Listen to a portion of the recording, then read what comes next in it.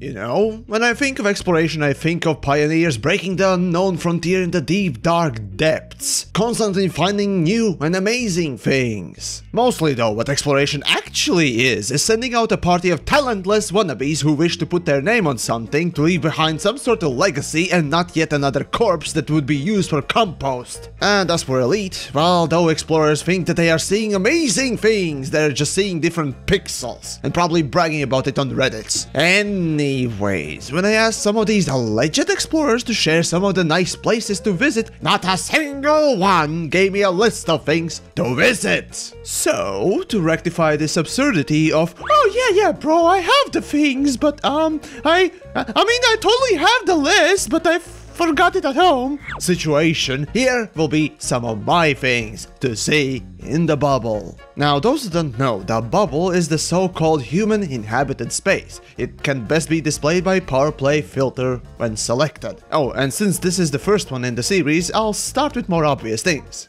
Now, we know that Elite Dangerous has based its own in-game galaxy, or the Advanced Baby Sandbox, in a mock-up of Milky Way, our galaxy. So obviously, we being humans start playing this game from the Sol, the solar system that we here in the real world are inhabiting, yes? No! As a matter of fact, Sol is permit locked, and you can blame feds for doing this. Just think, a rather close replica of our galaxy, and yet the first thing that we like to visit ourselves, aside from the center, Sol, is permit locked. So you need to grind Federal Navy like teenagers grind their crotches daily. Disappointing! Nevertheless, once you manage to acquire high enough rank with feds, you will be able to visit the birthplace of the hairless ape, and even land on some of the planets, planetoids, or moons we all know. Though you can't land on the moon and visit the moon landing site. Man, this is such a disappointment. I don't really know why I started with this opening bit. Seriously, this is a bad pitch already. Well, at least it can't get worse.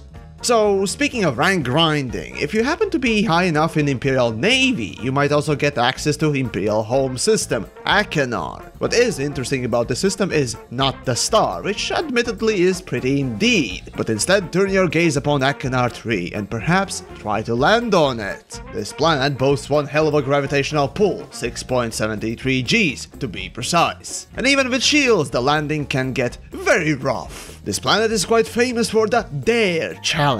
Basically, heavy alcoholics, that is, frat boys, usually challenge everyone to land on it as a sadistic ritual of, stupidity. So if you take part in such an event, well, bring shields or skill. Coincidentally, I, being a genius, listened to my stream chat one day and took my Type 9 with the heaviest parts and maxed out cargo racks with biowaste in them, and landed the ship. Booyah! So beat that! Then as I lifted up and let go the upwards thrust for a millisecond, the ship plummeted to the ground and exploded. So yeah, it certainly is a challenge. Wink wink.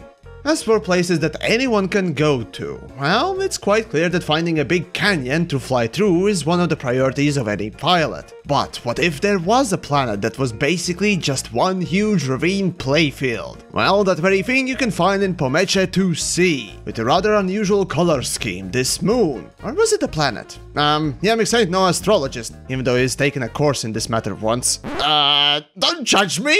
Anyways, this moon planet is filled with amazing ravines and canyons, and you can thank RNGesus for actually, once in a blue moon, give us something uniquely wonderful. So gear up your fighter or Spiegel and get racing. But if stars are your thing, then there's no better place to witness something unique than in Jackson's Lighthouse, home of the only neutron star in the bubble. Not only is pretty to look at for hours on end as if it was hypnotizing you and instilling space madness in you as you go kill Zachary Hudson. Right, not only is pretty, but also remember that neutron stars give you the biggest FSD boost, and for this reason, many expeditions start from this very system. So overall, beautiful and functional. What more could you ask? Make it stop, I'm gonna vomit! And to end this list with a bang, there is a moon in Epsilon Indi, a moon that orbits New Africa, a moon on steroids. And no, what you're seeing is not sped up footage. This is real celestial object that moves at incredible speed, making its full orbit around New Africa only 1 minute and 30 seconds. Yes, that fast! As a matter of fact, you're better off not landing on it, as catching it can prove quite difficult, but instead letting the planet just simply ram you as you wait for it on its orbital line. This, of course, as far as I know, was not intended for RNGs to craft, but people liked it so much that this state of the planet was left in, and a good thing too. Now, everyone can enjoy some trippy trips on the planet that is jacked and juiced beyond comprehension. So there you go, 5 locations worth visiting within the bubble. If you have any suggestions as to where to go and what to see, do message me in the Discord or here in the comments, and maybe I'll include it in the next iteration. And of course, dislike or like and subscribe if you did. And I'll see you somewhere in the black. Maybe.